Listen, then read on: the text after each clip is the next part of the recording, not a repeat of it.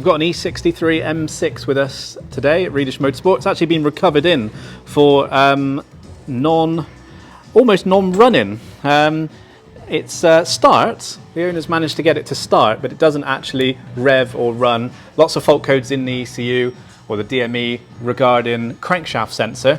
It's actually been recovered to us because it wouldn't drive. And it's actually, the service history invoices show it's just come, or most recently been looked at by a relatively well-regarded specialist, not local to us in Bristol, further afield, that seemed to have failed to diagnose the issue. And we've found some interesting findings here, so people might like to see this. First of all, there's been quite a blatant failure at a BMW Main Dealer. Many years ago, this car is currently on 109,000, but when it was back at 60,000 miles, there's an invoice in the history to say it had a clutch and flywheel at BMW. This is the clutch and flywheel that we've just found on the vehicle, and every single one of the rivet heads is present on this clutch pressure plate.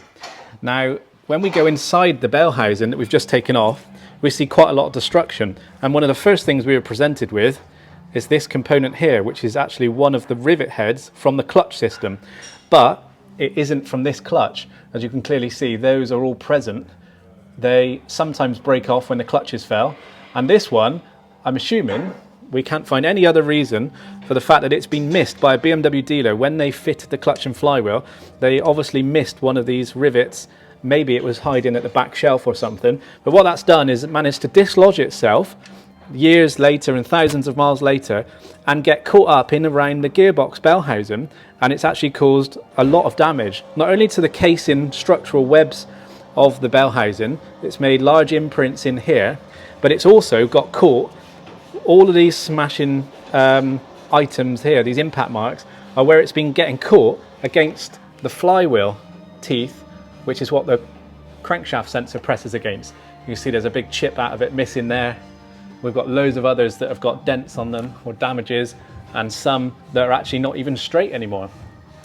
Now, this is where it then goes on to the next specialist, where it got taken because of a non-start issue, and they'll remain anonymous. We won't name and shame, but unfortunately they failed to diagnose what is relatively a simple and common issue of damage inside. There are multiple fault codes for the crankshaft sensor, which has been replaced. There's a brand new crankshaft sensor that was found fitted in the gearbox housing, which is this one here. And on the end of it, we can see strike marks and scratch marks, which tell us that something has been touching that.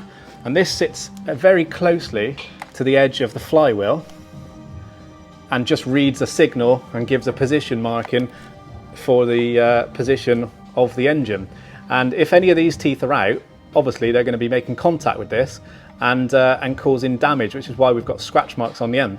So found lots of fault codes for the crankshaft sensor, which may well have to be replaced. It might be damaged because of impact, but knowing that, we had a look underneath the car and to our amazement found holes that were drilled in the side of the gearbox. Now, this is a very unique, quite rare and expensive SMG3 7-speed gearbox. There's a section of 4 drill holes there which have been filed out to make some sort of inspection hole, and then also 4 more circular holes here which have been drilled from directly underneath, possibly to inspect or possibly to use a magnet. Maybe somebody knew something was in here and they were trying to fish it out. They obviously haven't, because that's how we found that smashed rivet head there. But what a thing to do. I don't know who did this, whether it was a specialist or whether it was the owner or whether it was somebody else before the car changed hands. We will never know, but this gearbox is massively been drilled, which is a real shame to see. But like I say, moving on to the fact that this was misdiagnosed, lots of money has been spent at said specialist trying to find out why the car wouldn't start and then wouldn't rev, and all manner of things have been tested. SMG hydraulic system, the pump, it's had various test plans carried out on that. Nothing has actually been changed. It's the original PLCD sensor, because there we've got the cream coloured original BMW factory cable ties, which don't get replicated. If somebody replaces these, they normally go to black ones. Various other things have been changed, but not anything simple. Like we've had the starter motor that's been changed, which is well up in the valley section up there. So new starter motor has been fitted. We've had a new alternator fitted. We've had money charged to rectify some wiring that wasn't clipped in around the gearbox housing. And then for whatever reason, I guess the owner maybe gave up with spending money because they weren't getting any results. And the car has been recovered to us at Redish Motorsport because, as you see on our website and on our Facebook and YouTube channels, we're very well versed with working with these gearboxes and engines. And after finding the crankshaft sensor faults logged, and also then seeing that somebody's been playing about with the gearbox, it was quite right to just simply take the gearbox out and find out once and for all what's going on. And the damage on these flywheel teeth, the fact that they're chips missing, they're burred over, and some of them aren't even straight, tell us exactly why the engine now wasn't running or wanting to operate at all. So 2 faults going on here. And originally a BMW dealer many years ago changed the clutch and forgot to check the bell housing for debris, and this has then come back to haunt the car, and it's got loose, got smashed around in the bell housing and damaged everything which wasn't from this clutch because every single rivet head is there. And then secondly, the other BMW Specialist, not local to us in Bristol, have misdiagnosed many things and unfortunately changed things that didn't need changing. And now it's with us. We're going to be rectifying this problem by changing the flywheel, the clutch, and all the components in the bell housing. So that comes with a release bearing, a clutch fork. We'll be doing a ball pin and the spring clip because there's definitely loose play on there. And we'll be doing the guide sleeve as well. And we're going to be doing the slave cylinder as a preventative measure as well. So we'll carry on with our work now and get this car back up and running, and then the owner can start enjoying it again. So taking the clutch and the flywheel off and found some more debris. There's a piece or chunk of aluminium sat up there, which is probably from the casing of the bell housing. And there's also other little bits, one bit there, and various small bits that have managed to sit behind the flywheel, actually on the engine block mounting parts. We can also see that there's the new starter motor that was installed at the other Specialist recently, and the damage is present on the end of the starter, so that shows that this issue with the debris or the clutch release bearing rivet head has still been going around after that starter had been fitted. For whatever reason the repair obviously was stopped, and it didn't go any further, and now it's with us. And this wiring that was charged for to be repaired and routed is not being done correctly, because this is the loom that comes from the SMG gearbox ECU down to the SMG, and it should be tucked behind this section of heat shielding, but it's actually just loose and sat around near the exhaust support arm and part of the manifold. It should be right behind there. All that's been tucked flat and shut, and this has just been left loose. So we're going to untuck that and put that correctly around there, around it should be. And also this has been plugged in incorrectly. These wiring holders are only designed to hold one, and they had both the lambda probe and or is it the EGT? No, it's a lambda probe, and this, which is another loom, in the same connector, which wasn't quite correct either. So we'll take out the debris that we can see up in this area, check the rear main oil seal, which is lovely and dry, spigot bearings looking good as well, and we can't see any other faults or damages in this area, so we'll be getting ready soon to put the new parts in. So this is probably what the BMW dealers failed to do in 2012 when they changed the clutch. They must have not done a good thorough clean out, and they probably left one of the clutch rivet heads in there, maybe by accident, and then that's what's gone on and caused the damage a second time. So here's the new bits that we're putting into the car. Now the customer supplied their own LUK dual mass flywheel and a Sachs twin plate clutch. We can supply those, or customers can supply them themselves. We're not too fussed. We work with people if they want to supply their own parts. And then we've supplied all the rest of the items, the really intricate bits and the bits that make the job perfect, BMW genuine items. So clutch release bearing comes with the clutch kit anyway. That's a guide sleeve, which is what bolts to the input sort of flange area of the gearbox, and it's what the release bearing runs up on and down.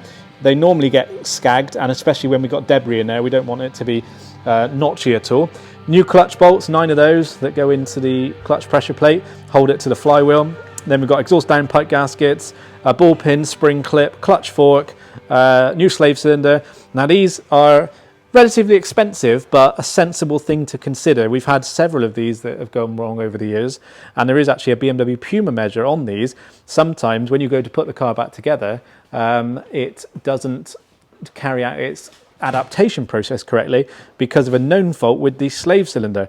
I'll see if I can put a link to it. We've got another video showing that happened on a M6 convertible. I'll put a link to it in the top right of the video now. Have a watch of that one. You'll see it's quite interesting what we found, and sensible to do whilst the gearbox is down, because this is one of the only gearboxes from BMW where they reverse mount the slave cylinder. It means the slave cylinder is bolted on the outside of the gearbox, fitted on the outside of the gearbox, but is actually secured from the inside. So to get access to change this, you have to take the gearbox out, which is obviously labour all over again. So sensible to do that whilst the gearbox is down for a clutch and flywheel change. And this, if you wonder, is the BMW Special tool, which allows the flywheel and the clutch system and the centre and friction plate to be centred correctly into the flywheel and also the spigot end of the crankshaft. So the M6 is back together now. That's new clutch, new flywheel, ball pin, spring clip, guide sleeve, clutch bolts, and pretty much anything else in the inside of the gearbox bell housing we could. Slave cylinder as well, whilst it's all been apart. And now we've just got the prop shaft fitted back up, the heat shields, the under trays, the exhaust system. And before we put the under trays on, we're just going to bring the car down, do a start process, run through the adaptations, teach it a new clutch bite point, and also reset the clutch characteristic curve. So now doing the clutch adaptation process with the BMW ICOM and ISTA system, and as you can see, we've got the code coming up, clutch adaptation active. That's all working at the moment in the background, so we're doing the bleeding of the clutch slave cylinder as well, and then, like I say, adaptation process, clutch characteristic curve reset, and teach it a new clutch bite point. So done initial start and allowed the engine to warm to temperature, and now before we go out and do any road testing, we're just going to see if the car drives forward through the workshop. Remember, this car wouldn't rev, and it certainly wouldn't drive. It would only idle with lots of warning lights on the vehicle. And now if we pop it into neutral and just see if the car now revs. Yeah, so that's fine. That's a great start, and now we can go and do our 12-mile road test and make sure everything is satisfactory.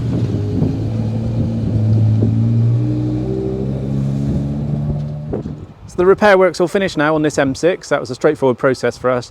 It ended up being the clutch and the flywheel, and like you saw in the picture, the flywheel was damaged because the teeth that the crankshaft sensor touch were chipped and bent due to a clutch rivet head that had failed many years ago, it looks like, and that was missed by a BMW dealer, and that was fixed in one day, and for 2/3 the cost of the diagnostic work that another workshop had charged trying to get the car to start, we believe, from looking in the history folder for this car. So it's not anything, this video isn't to suggest that other people are poor. It's just basically choose your specialist wisely. If one specialist isn't so good at doing one certain job, then maybe look for another one who's got plenty of experience doing the gearbox work, clutch work, adaptation work and things like that. As clearly we've proved, it was a straightforward process. It just needed some deeper work, strip down work, and carry out the clutch and flywheel change on this M6. So hopefully you found that video interesting. I know it wasn't the most exciting video, didn't show a huge amount, but just a good example. As we were surprised with the background story on this M6, we thought it'd be interesting to show people what we sometimes come across. If you've got a car like this or need any technical work that maybe somebody else is struggling with, just give us a call and we'll be more than happy to help you at Redish Motorsport.